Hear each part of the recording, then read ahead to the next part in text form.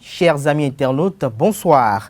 La 8e législature du Bénin a été installée le jeudi dernier au siège de l'institution parlementaire à Porto-Novo sous haute surveillance militaire. Au lendemain de cette installation inédite, vu les circonstances et les conditions, ce fut l'élection du bureau de l'Assemblée nationale, la 8e législature, la première de l'ère du nouveau départ, de la rupture et du Bénin révélée. Et pour une première dans l'histoire démocratique du Bénin, l'information politique représentée au Parlement se sont concertés pour retenir la présentation d'une liste unique.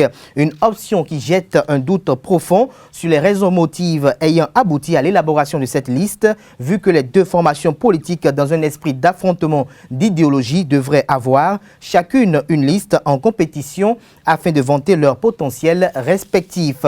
Outre cela, quand on s'inspire du consensus brandi et qu'on observe les personnages élus comparativement aux mastodontes politiques fortement annoncés dans une prédiction certaine par Dame Rumeur, tout ceci juxtaposé au partage des différents postes aux formations politiques, des interrogations légitimes subsistent dans les esprits. La répartition ne laisse pas entrevoir de véritables concessions et négociations éprises de perspicacité et dignes d'acteurs politiques chevronnés.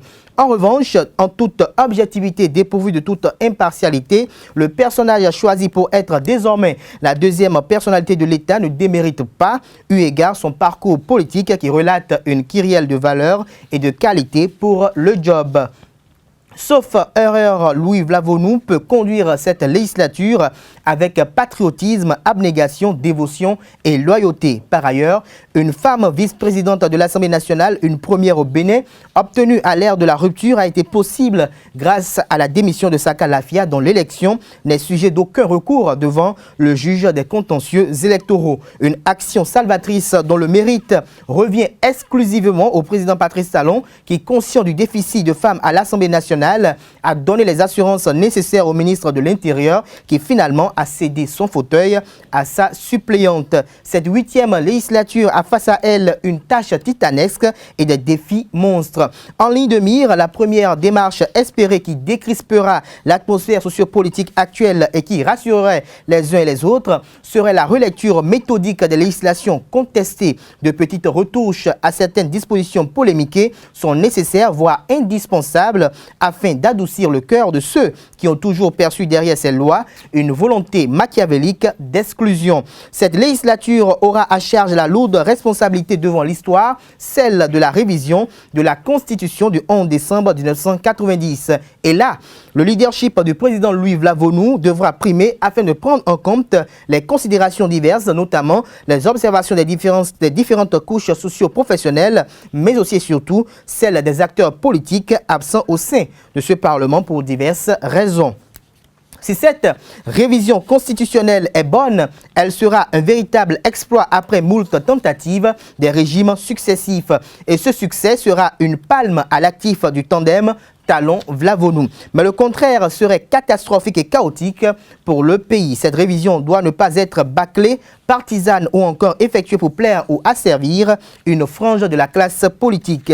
Elle doit refléter une neutralité absolue. Aussi, avec ce Parlement unicolore et unifié, Patrice Talon n'aura plus d'excuses s'il ne parvient pas à l'atteinte efficiente de ses objectifs de développement. Louis Vlavonou commande d'un Parlement qui prône la démocratie au service du développement et non la démocratie au service de la démocratie avec une minorité mécanique de blocage est face à l'histoire et dans 4 ans, nous ferons le bilan. Et l'ancienne corde, celle de Maître Adrien Rumbedji, au bout de laquelle le nouveau président de l'Assemblée nationale compte tisser la sienne, est une référence incontestable sur tous les plans en la matière. Bonne chance à toute la 8e législature et que le tout-puissant maître du monde visible et de l'univers invisible les épaule, les assiste et les éclaire, car l'avenir de toute une nation en dépend.